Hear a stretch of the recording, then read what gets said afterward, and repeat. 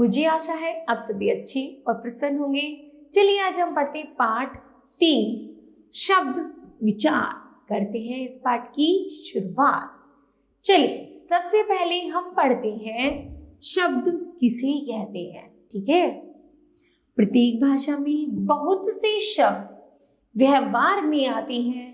किसी भाषा में जितने शब्द होते हैं उन शब्दों के समुच्चय को शब्द भंडार कहते हैं। हिंदी भाषा का शब्द भंडार बहुत विशाल है। हिंदी भाषा में संस्कृत के शब्दों को सर्वाधिक मिश्रण है। इसके साथ साथ कुछ विदेशी भाषाओं के शब्दों का भी समावेश हिंदी भाषा में हो गया है। शब्दों का वर्गीकरण। शब्दों को निम्नलिखित आधारों पर वर्गीकृत किया जाता है। पहला है अर्थ के आधार पर, प्रयोग के आधार पर, रचना व्युत्पत्ति के आधार पर और नंबर 4 है उत्पत्ति अथवा स्रोत के आधार पर। पहला है अर्थ के आधार पर। हिंदी भाषा में एक शब्द के एक या अनेक अर्थ हो सकते हैं। कुछ शब्द ऐसे भी होते हैं जिसका कोई अर्थ नहीं होता। इसलिए अर्थ के आधार पर शब्द 2 प्रकार के होते हैं। ठीक है, पहला है सार्थक शब्द और निरर्थक शब्द। चलिए पहला पढ़ते हैं हम सार्थक शब्द। जिन शब्दों का कोई निश्चित अर्थ होता है उन्हें सार्थक शब्द कहते हैं, जैसे घर, पानी आदि। दूसरा है निरर्थक शब्द। जिन शब्दों का कोई निश्चित अर्थ नहीं होता उन्हें निरर्थक शब्द कहते हैं, जैसे रथ, जैसे रग, लन, नीपा आदि। दूसरा है प्रयोग के आधार पर। रूप परिवर्तन अथवा प्रयोग के आधार पर शब्द 2 प्रकार के होते हैं।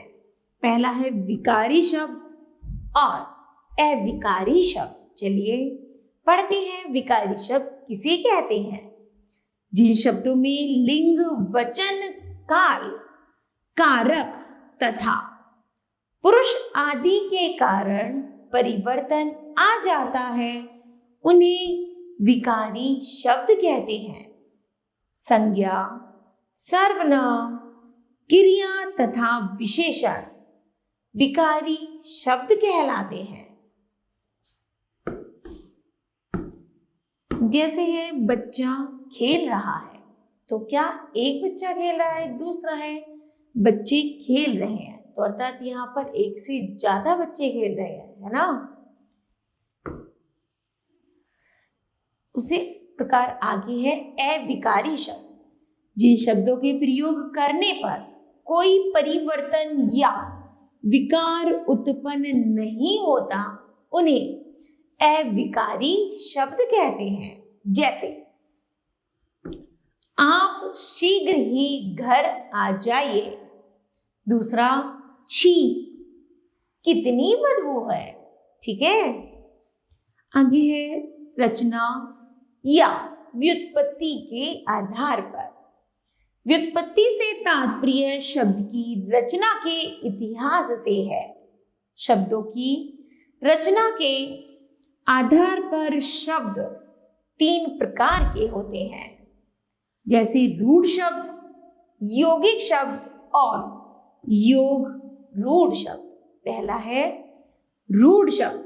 जो शब्द परंपरागत रूप से किसी विशेष अर्थ को प्रकट करते हैं और जिनको खंडित करने पर कोई अर्थ नहीं निकलता है, ऐसे शब्द रूढ़ शब्द कहलाते हैं।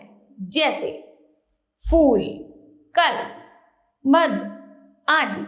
इनमें फू, ला, का, ला और मा, डा का अलग अलग कोई अर्थ नहीं निकलता।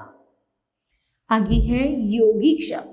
जो शब्द दो अथवा दो से अधिक शब्दों या शब्दांशों के मेल से बनते हैं वे यौगिक शब्द कहलाते हैं। जैसे विद्या जमा अर्थी, तो शब्द बना विद्यार्थी।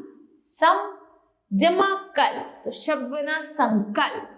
और आगे है हिम जमा आलय, तो शब्द बना हिमालय। ठीक है, आगे है योग रूढ़ शब्द। जो शब्द दो या दो से अधिक शब्दों अथवा शब्दांशों के मेल से तो बनते हैं, परंतु किसी विशेष अर्थ में रूढ़ अर्थात प्रसिद्ध हो गए हैं, वे योग रूढ़ शब्द कहलाते हैं। जैसे दशानन, दश जमा आनंद अर्थात मुख, अर्थात 10 मुखों वाला, परंतु यह सामान्य अर्थ में प्रचलित न होकर रावण के अर्थ में रूढ़ हो गया है, अतः दशानन शब्द योग रूढ़ है। आगे है उत्पत्ति अथवा स्रोत के आधार पर। उत्पत्ति के आधार पर शब्द 4 प्रकार के होते हैं। तत्सम शब्द, तद्भव शब्द, उपदेशज शब्द और विदेशी शब्द। चलिए पहला पढ़ते हैं हम। तत्सम शब्द किसे कहते हैं? तत्सम शब्द संस्कृत भाषा से हिंदी भाषा में आए हुए वे शब्द जो अपने मूल स्वरूप में ही प्रयोग किए जाते हैं तत्सम शब्द कहलाते हैं। जैसे छेद, ग्रह, आम, चंद्र आदि। ठीक है, जैसे यहां चित्र है आम्र का और ग्रह का, उसी तरह है तद्भव शब्द संस्कृत से हिंदी में आए वे शब्द जो अपने बदले हुए स्वरूप में प्रयोग किए जाते हैं तद्भव शब्द कहलाते हैं। जैसे घी का संस्कृत शब्द है घृत, पैर का पद, मुंह का है मुख और गांव का ग्राम, पानी का पानीय और सात का है सप्त। ठीक है, आगे है देशज शब्द। जो शब्द क्षेत्रीय प्रभाव के कारण हिंदी में ही आवश्यकता अनुसार उत्पन्न हो गए हो वे देशज शब्द कहलाते हैं। जैसे कद्दू, जूता, सड़क, लोटा, थैला आदि। उसके बाद है विदेशी शब्द। विदेशी जातियों के संपर्क में आने के कारण उनकी भाषा के जो शब्द हिंदी में प्रयुक्त होने लगे हैं वे विदेशी शब्द कहलाते हैं। जैसे स्टेशन, लालटेन, रेडियो, टेलीविजन, कॉलेज, इंजन, किताब, आलू आदि। ऐसे कुछ विदेशी शब्द जिन भाषाओं से लिए गए हैं वे अग्रलिखित हैं। ठीक है, जैसे फारसी भाषा के शब्द हैं अनार, नमक, कमर, मुरब्बा, जहर, खून, दीवार, सरकार, शीशा आदि। तुर्की भाषा का शब्द है चाबी, तौलिया, बहादुर, लाश, गलीचा, कालीन आदि। फिर है फ्रांसीसी भाषा के शब्द में है काजू, कर्फ्यू, पुलिस, इंजीनियर, कार्टून आदि। फिर है यूनानी भाषा के शब्द डेटा, एटम, टेलीग्राफ, टेलीफोन आदि। जापानी भाषा के हैं झंपान, रिक्शा आदि। चीनी भाषा के शब्द हैं चाय, लीची, पटाखा, तूफान आदि। और अंग्रेजी भाषा के शब्द हैं engine, machine, cycle, television, radio, button, letter box, college आदि। उसके अंदर पुर्तगाली भाषा के शब्द में है आलू, पादरी, बाल्टी, कमरा, प्याला, आलबे, कारतूस, गमला, तिजोरी, तौलिया आदि।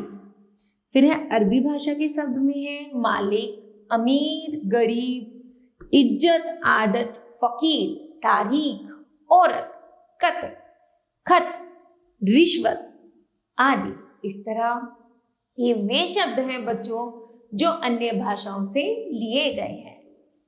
प्रयोग के आधार पर शब्द भेद 8 प्रकार के होते हैं। पहला है संज्ञा, दूसरा सर्वनाम, तीसरा विशेषण, चौथा है क्रिया, पांचवा क्रिया विशेषण, छठा संबंध बोधक, सातवां समोच्चय बोधक और आठवां है विस्मय आदि बोधक। ठीक है, इनके विषय में अगले अध्याय में विस्तार से बताया गया है। तो बताओ बच्चों, आपने इस पाठ से क्या सीखा? तो हमने सीखा वर्णों के सार्थक मेल को शब्द कहते हैं। अर्थ के आधार पर शब्द 2 प्रकार के होते हैं, सार्थक और निरर्थक। शब्द जब वाक्य में प्रयोग होता है तो उसे पद कहते हैं। रचना के आधार पर शब्द 3 प्रकार के होते हैं, रूढ़ शब्द, यौगिक शब्द और योग रूढ़ शब्द। फिर है उत्पत्ति अथवा स्रोत के आधार पर शब्द 4 प्रकार के होते हैं, तत्सम शब्द, तद्भव शब्द, देशज शब्द और विदेशी शब्द। फिर है प्रयोग के आधार पर शब्द भेद 8 प्रकार के होते हैं, संज्ञा, क्रिया विशेषण, सर्वनाम, संबंध बोधक, विशेषण, समुच्चय बोधक, क्रिया और विस्मय आदि बोधक। ठीक है, इस तरह बच्चों यह पाठ समाप्त होता है। मुझे आशा है कि आप सभी को भी यह पाठ समझ आया होगा। धन्यवाद।